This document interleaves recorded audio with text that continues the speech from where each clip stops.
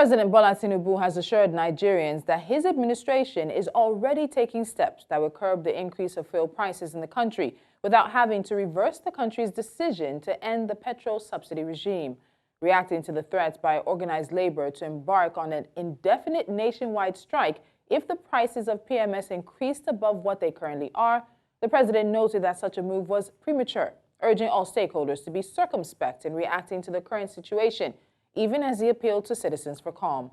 The president noted that information before him shows that the current pricing can be maintained without reversing the deregulation policy by swiftly cleaning up existing inefficiencies within the midstream and downstream petroleum sector. Joining me now is energy expert and partner at Petrol and Gray's LP, Tolulokwe Adiremi. Tolu, welcome to Business Edge once again. Thank you for joining me. Thank you, Tolu, for having me.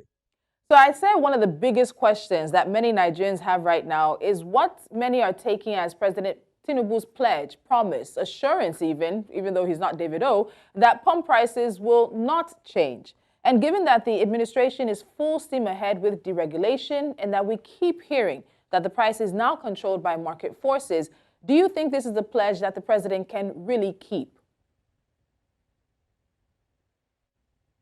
The simple answer is he's the president. And so anything he says, he can keep.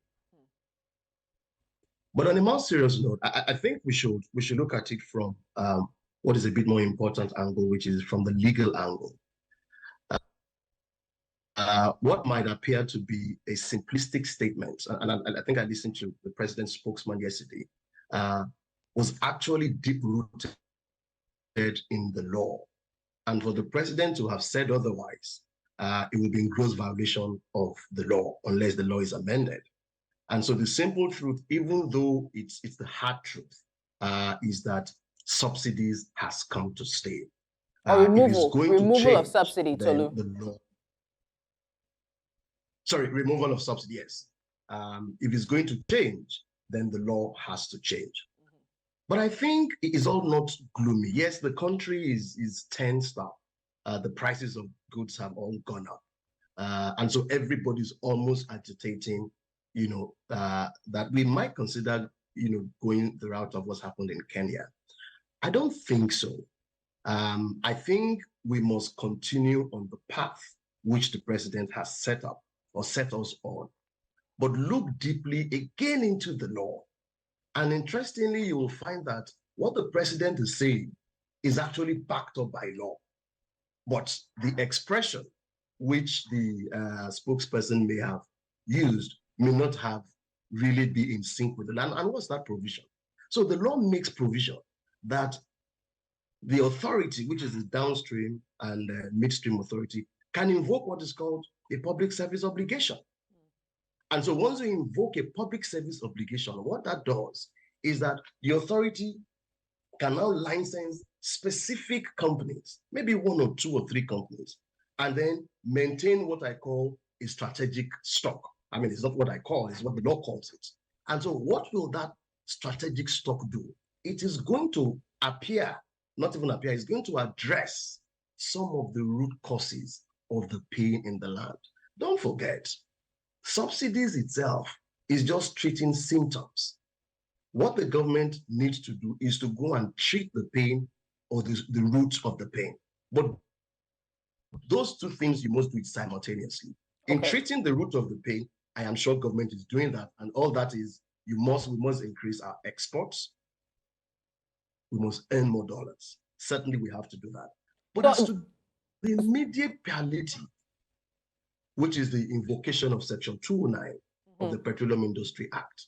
Once government can invoke that particular public service obligation, identify one or two, they don't have to be many, one or two companies who it can designate or maintain their products as the stockpile. The law allows the government to actually make those stockpile, government stockpile, or government will intervene, which is what you might want to call subsidy, but address or direct those stockpile to specific areas. One, question of transportation. And so let me break it down and make it a bit more simple. Wait, Tolu, So we take it. before you break it down, because I think this will probably be the first time a number of people are hearing about this law in the Petroleum Industry Act that gives the government or gives the federal government this power. But before we get to that point, because we haven't yet heard any mumblings that this is the direction the Tinubu administration wants to take, I want us to be a bit more realistic in this, because on Friday, we saw oil prices edge higher. Now, the International Energy Agency is also saying that there are going to be record global demand and tightening supplies, which we're already seeing is propelling prices to the seventh straight week of gains. And that's the longest stretch we've seen since 2022.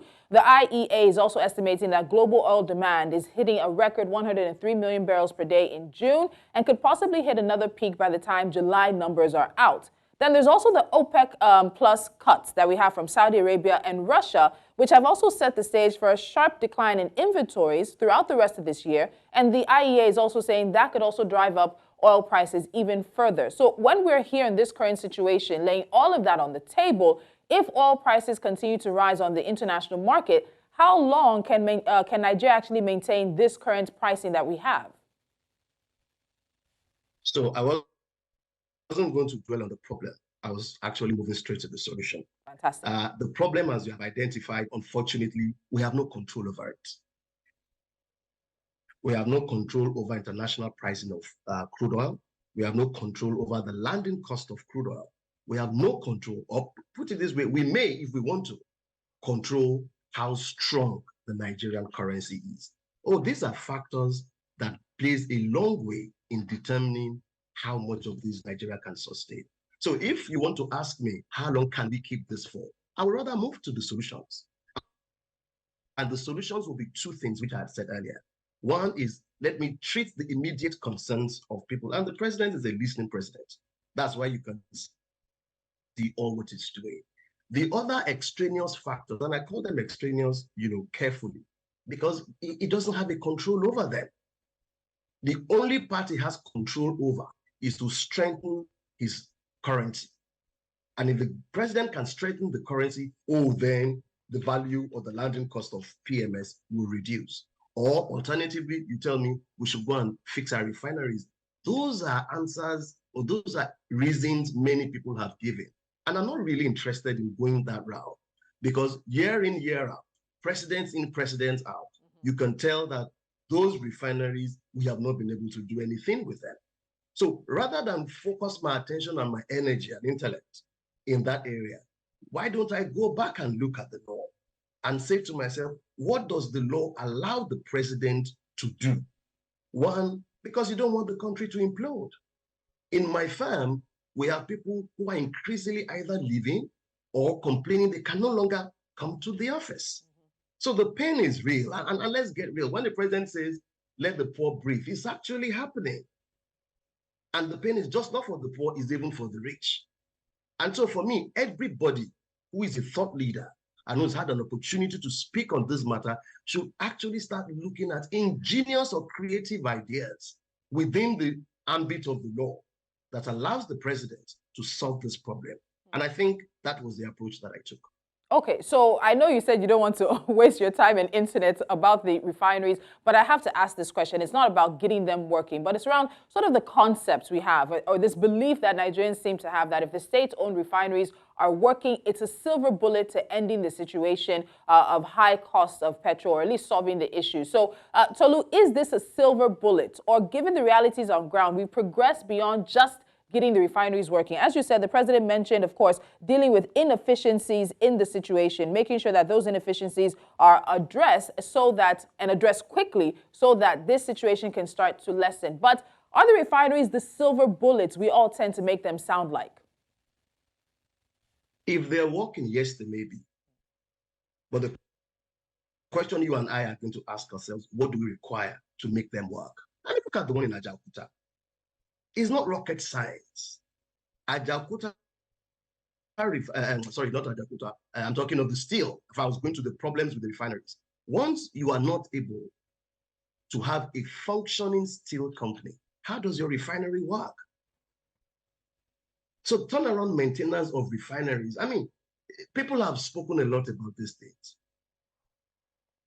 So the turnaround refineries or the turnaround maintenance alone, you know how much it costs. But with that, is still a sensible steel sector. How do we really? Otherwise, we need to keep importing all the spare parts that we need to use for turnaround maintenance. So don't let's deceive ourselves. There are many issues plaguing this sector, and there are many issues plaguing all the different things we refer to as silver bullets. So again, unlike many people, I am not totally reliant on the refineries. If they're able to work, is fine. My best preference is that the government should commercialize it and leave it, and like with many other things, even the airports. So leave those entities or those assets into the hands of private entities. They will run it more effectively and efficiently, even though the outcome may be at a slightly higher cost. Look at how much we're buying petrol today, really. If our refineries were working, how much we'll be buying petrol won't be too different from what we're buying today, but it will still be slightly lower. But the cost of that is not just the problem, the rebounding effect, because it creates jobs. So, and I know that the president has a team that is looking at all of this. How quickly they are able to turn this around is the next question. But those are long term. Those are long term. So I think the essence of our focus. I want us to come to what is now the now term, because again, you've gone to some of the solutions, but still that solution of invocation of a law that is embedded in the Petroleum Industry Act would still probably take 1, 2, maybe 3 weeks before that's able to really come to fruit. So I want us to come to where we are right now. So the global benchmark, Brent crude, is at $83.83 as of now. With the projections we're hearing from the IEA in terms of global demand, in terms of rising prices as well, how much would oil prices need to increase, or what price would oil prices need to go to per barrel that would make Nigeria's current pricing very unrealistic and unsustainable? I need a projection here. Well, I'm sorry, I'm not able to give you a projection. And the reason is, whatever projection we have, we're not even meeting our OPEC quota, sadly as that may sound.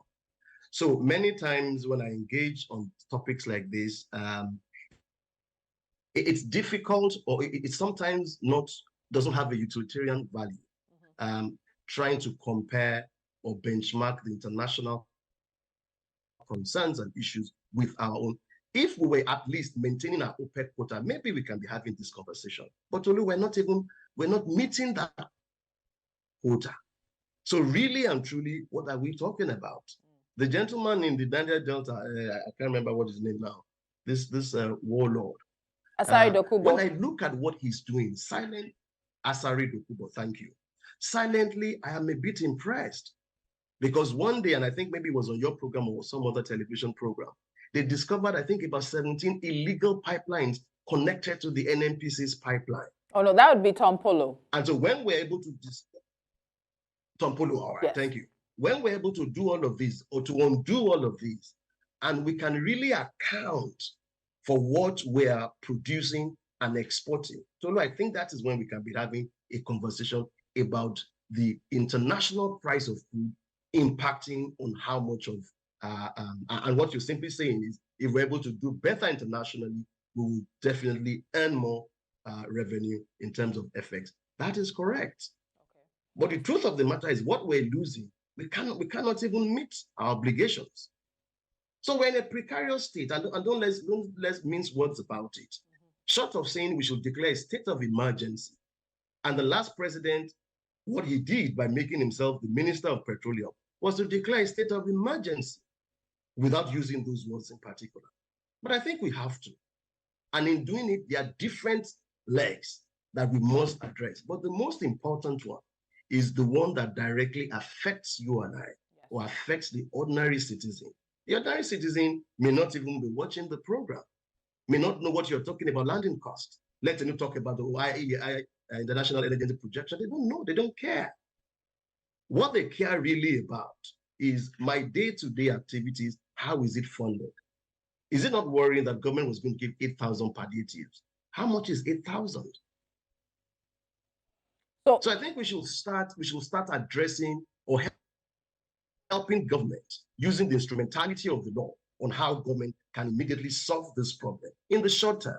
And then in the mid to long term, we can start looking at how we're going to make our refineries work. And in the mid to long term again, we can look at what we need to do with the import-export organization we have.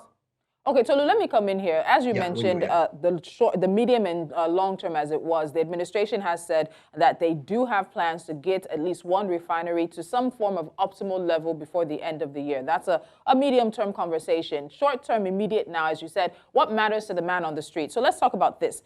Yesterday, there was some speculation, some news that the president was considering some kind of temporary subsidy, given how the economy has fared. But Senior Special Assistant to the President on Media and Publicity, Tokwe Ajayi, debunked that news later yesterday evening.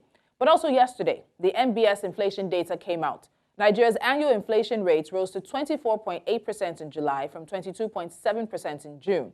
On a year-on-year basis, headline inflation was 4.4%, 4.4 percent points higher compared to the rates recorded in July 2022, which was 19.64%. But what's important to me and probably many other Nigerians out there, food inflation rose to 26.98% in July from 25.25% in June. So we've seen a consistent increase in food inflation and inflation as it is for the past 2 or 3 years as it's going. Now, to rework the president's own words, which you've also mentioned, it's very obvious. Nigeria's poor are not breathing. Should a temporary subsidy be on the table? And when I say temporary subsidy, yes, that involves the law. That involves the Tinubu administration presenting a supplementary budget before the National Assembly. That involves them using the instrumentalities, as you said, available to them to ease the pain right now. Do you think a temporary subsidy, however it comes about, is an option that should be on the table for the president? Oh, certainly. And let me just give you two examples. And they may not even require that lengthy legislative process that you talk about. There's one, and this has come from the president himself. He said we've been able to save, I think, about ₦1 trillion. Yes. Now, if he says we've been able to save about ₦1 trillion, that means that ₦1 trillion is already part of the federal government's budget. Now, the federal government has the powers to via. Now, virement means you can move monies around within ministries, departments, and agencies. So with the 1 trillion, or even if you're not going to use the 1 trillion, you can use tax incentives. And then you go back, like I said earlier, invoke the 209. And let me just land on what that 209 will do.